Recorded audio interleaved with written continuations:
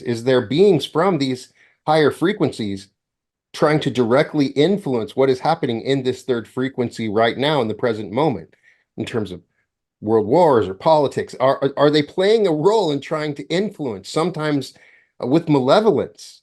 Or am I just getting caught up in some conspiracy theory? Is there some truth in that, right? There's absolutely truth in that. Yeah. There's absolutely truth in that. Now, if we want to talk about malevolent, yeah, absolutely. Absolutely. Are there malevolent entities? Of course. Are there Hmm. benevolent entities? Of course. Hmm. Right? Of course. Okay.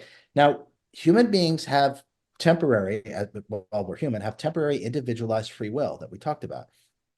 Excuse me. So what really goes on here is the manipulation of our free will. Hmm. The manipulation of the free will. So a scenario is presented or leading someone in a direction they either think it's good for them, or they're frightened into making a choice, or they're coerced into making a choice, but ultimately the human being makes a choice. Does Right. that make sense? Does that make sense what I'm saying? Right. Okay, Um, go ahead. Yeah. yeah, no, I get the perspective sometimes that the level of manipulation, it's controlling free will on such a level that there needs to be an intervention by benevolent beings, or if there's so, you know what I mean? When I sit back and just try to observe what's sort of happening, um, my observation is that the level of manipulation almost is completely removing the free will, even though free will is there. The answer to this is because, okay, so super advanced benevolent aliens show up and Mhm. fix everything for us, right? We would learn nothing. Nothing. And that's the answer, my friend. That's it. Right. The evolution of consciousness. Remember, I talked about success, the deepening of our reservoir of love and wisdom, whose subsets are talents and abilities. That stops if someone does it for us. Right. That's why. Now, let me show you the other side of that. Okay, so Hmm. that's the reason why it's not happening, because they would be robbing us of our evolution, and they're too wise and benevolent to do that. Okay. They also understand that these malevolent entities, which by the way, don't impress me at all. I want everyone to know that. I'm unimpressed. I'm unimpressed. Okay. These malevolent entities are providing what I call evolutionary tension. Okay. So they're trying to hold us down, all that stuff. Are they trying to do? Of course they are. Of course they are. Hmm. Okay. But that, Brian, that provides the evolutionary tension. So it's kind of like the bigger the challenge you have, the more you grow, because the more you realize you're capable of. Right. Right? If we all sat on the couch and played pole position, well, that might be fun. Okay. But if we all just sat on the couch and played pole position, there would be no evolution of our consciousness because we're not being challenged. Okay. So those are the two sides. When we can start to understand that the evolutionary tension is actually there for our progression, so we have something to work against. And at the same time, excuse me, the benevolent beings realizing what is going on, but if they stepped in and did everything for us, we don't grow. Sure. We absolutely, so there's this incredible balance that is always going on, that is always going on. And let me add one more thing about that. Some of these highly advanced beings, Brian, are dressed up in human suits, like yourself, that are doing fantastic work here. We keep thinking they need to look like, some Andromedan or Pleiadian or whatever. Some of them do. Okay. Many of these highly advanced souls are wearing the human suit right now, like I said, just like yourself. So the collective consciousness is always being helped. The ascended masters keep reincarnating over and over and over again. It's an accepted belief system that we're channeling them. If people really understood how channeling works and what they're really channeling, we'd have well, you know what? Let me explain a little bit about that. Okay. So when people say they're channeling Saint Germain, Hmm. okay, they're channeling Saint Germain. Okay. It's true and it's not.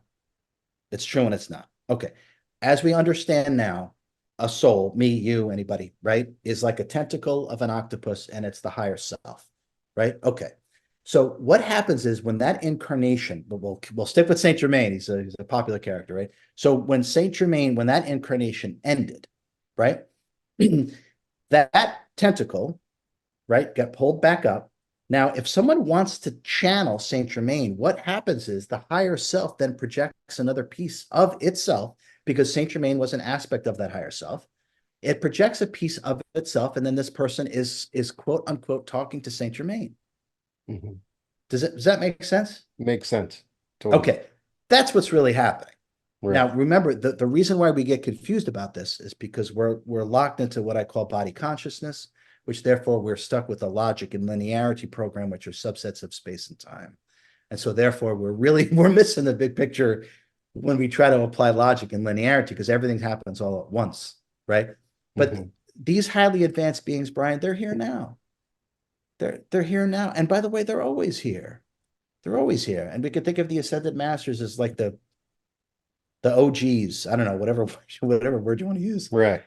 Right? They are products of the Elohim, these other gods that project pieces of himself. And they're always reincarnating. Always, always, always. And the two most fervent, dedicated, and prolific ascended masters when it comes to humanity and earth are Master M, El Morya, and Master R, Saint Germain. They have played the two biggest roles in the evolution of consciousness and the freeing of humanity than any of the other ascended masters. And part of that is because El Morya is from our God. Master M is from our God. Master R is not from our God, but he has a particular fondness for humanity. And he works very well with our God, source creator, in terms of its creation and its obsession with the evolution of its own consciousness. So those are the two ascended masters that are the most prolific and work the most with humanity. And one, if not both, are always incarnate on this planet. Let me say that one more time. One, if not both, Master M and Master R, are always incarnate on this planet. Edna Ballard, the Mhm. female incarnation of El Morya, Master M, left her body February 11th, 1971, and Master R reincarnated February 12th, 1971, only a few hours later. Yeah. A lot of those advanced beings are behind the scenes. Yes. They're playing the role like Paramahansa's, a lot of them are doing work with that we don't see. And I can sense that. I can sense their influence.